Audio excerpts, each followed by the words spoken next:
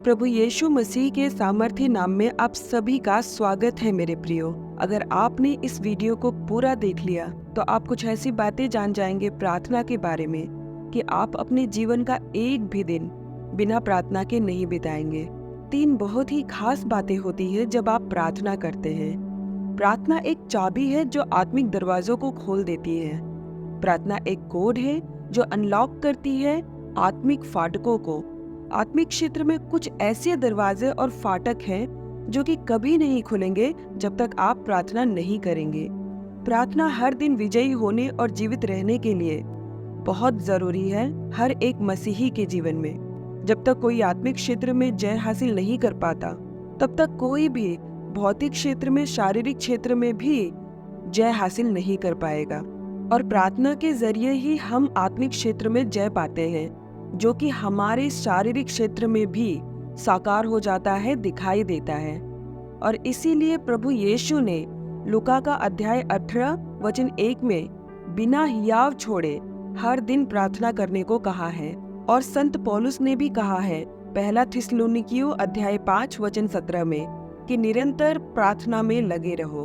आपके लिए समझना बहुत जरूरी है कि आपका प्रार्थना ना करने का मतलब ये है कि आप अपने भाग्य को अपने ही हाथों उजाड़ रहे हैं। जब भी आप प्रार्थना नहीं करते हैं तब आप शैतान और उसकी दुष्ट सेनाओं को अपने निजी मामलों पर नियंत्रण रखने और आक्रमण करने की अनुमति दे रहे हैं। पर जब भी आप प्रार्थना करते हैं तब पहली खास बात ये होती है कि आपकी प्रार्थना स्वर्गदूतों को आमंत्रित करती है। आपकी प्रार्थना के कारण स्वर्गदूत भेजे जाते हैं। परमेश्वर हमारी प्रार्थनाओं के अनुसार नहीं चलते हैं बल्कि हमारे विचारों के अनुसार कार्य करते हैं। मत्ती 6 का 8 अगर आप पढ़ेंगे तो उसमें यीशु मसीह ने कहा है कि आपके मांगने के पहले परमेश्वर को पता है कि आपको किन बातों की आवश्यकता है। जब मांगा ही नहीं तो परमेश्वर को कैसे पता? वो इसलिए कि आप प्रार्थना करें उससे पहले आपके विचारों में आ जाता है कि आपको किन बातों की जरूरत है। और परमेश्वर मन के विचारों को जानने वाले परमेश्वर हैं। इसीलिए परमेश्वर हमारी प्रार्थनाओं के अनुसार नहीं चलते हैं बल्कि हमारे विचारों के अनुसार कार्य करते हैं। पर स्वर्गदूत तभी काम करते हैं जब परमेश्वर उन्हें आदेश देते हैं तब, या तो आपके प्रार्थना में बोले गए वचनों को सुनकर। दानियल 10 का 12 में अगर आप पढ़ेंगे तो उसमें स्वर्गदूत दानियल से आकर कहता है कि जब तूने पहले ही दिन मन लगाया और परमेश्वर के सामने खुद को दीन किया तभी तेरी सुन ली गई थी और मैं तेरे वचनों के कारण आ गया हूँ। आप इस वचन को जरूर पढ़िएगा। इसमें स्वर्गदूत ने कहा है कि जब तूने पहले ही दिन मन लगाया तभी परमेश्वर ने सुन लिया था। क्योंकि जैसा कि मैंने बताया कि परमेश्वर मन के विचारों के अनुसार कार्य करते हैं। पर फिर स्वर्गदूत ने कहा और मैं तेरे वचनों के कारण आ गया हूँ। ध्यान दीजिएगा प्रियो कि स्वर्गदूत ने कहा और मैं तेरे वचनों के कारण आ गया हूँ। तो ये वचन इस बात को साबित करता है कि आप जब प्रार्थना करते हैं तब आपके प्रार्थना में बोले गए वचनों के कारण स्वर्गदूत आपके जीवन में कार्य करते हैं। आपकी सहायता के लिए प्रार्थना के उत्तर के तौर पर भेजे जाते हैं। जिस दिन हम जन्म लेते हैं उसी दिन से परमेश्वर स्वर्गदूतों को निर्धारित कर देते हैं हमारी सहायता के लिए। पर भले ही आप कितने भी तकलीफ में हो, कितनी भी जरूरत में हो, स्वर्गदूत अपनी जगह से हिलेंगे भी नहीं आपकी सहायता करने के लिए अगर आपने प्रार्थना नहीं किया तो। क्योंकि वो आपके प्रार्थना में बोले गए वचनों को सुनकर ही कार्य करते हैं, या आप कह सकते हैं कि कार्य करने के लिए बाध्य हो जाते हैं। अगर आप एक नए मसीही हैं, आपको प्रार्थना करनी नहीं आती या आपको प्रार्थना की गहराई नहीं मालूम, तो भी आप जो कुछ भी परमेश्वर को ध्यान में रखकर बोलते हैं वो स्वर्गदूतों की दुनिया में गतिविधि लाने के लिए काफी है। इसीलिए अगर आप अपनी परिस्थिति में कोई बदलाव नहीं देख रहे हैं तो भी प्रार्थना करना जारी रखिए और सही समय पर आप अपनी प्रार्थना का जवाब जरूर पाएंगे। दूसरी खास बात जब आप प्रार्थना करते हैं तो वो ये होती है कि आपकी प्रार्थना आपके भविष्य का पुनर्निर्माण करती है। आपकी प्रार्थना ही है जो आपके भविष्य में जाकर भविष्य की परिस्थितियों को रीअरेंज कर सकती है। हमें ये समझना होगा कि प्रार्थना सिर्फ वर्तमान परिस्थितियों से ही डील नहीं करती, बल्कि आपके भविष्य में भी जाकर सब कुछ व्यवस्थित करती है।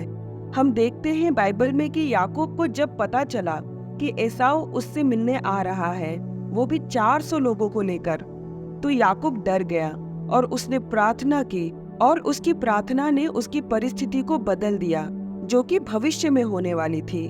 सारी परिस्थिति याकूब के फेवर में हो गई थी, जबकि याकूब एसाव को धोखा देकर भागा था और इसीलिए वो डर भी रहा था। याकूब की प्रार्थना ने भविष्य में जाके एसाव के मन को बदल दिया, और जब एसाव याकूब से मिला तो उसके मन में नफरत के बजाय प्यार था याकूब के लिए। आपकी प्रार्थना सिर्फ कुछ घंटों ही नहीं, बल्कि अनिश्चित समय तक आपके भविष्य में जाकर आपके भविष्य में होने वाली गड़बड़ियों का सुधार कर सकती है।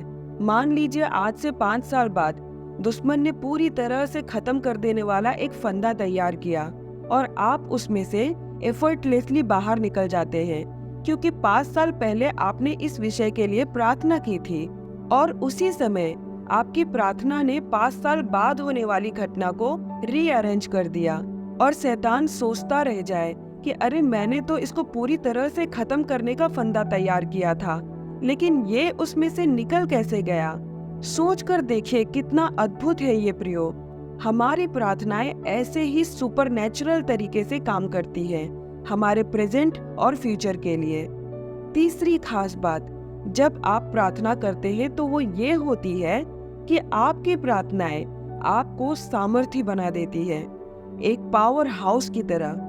आपके इर्द गिर्द रहने वाली करीबी लोग पर भी आपकी प्रार्थना का, आपके प्रार्थना जीवन का बहुत गहरा प्रभाव पड़ता है।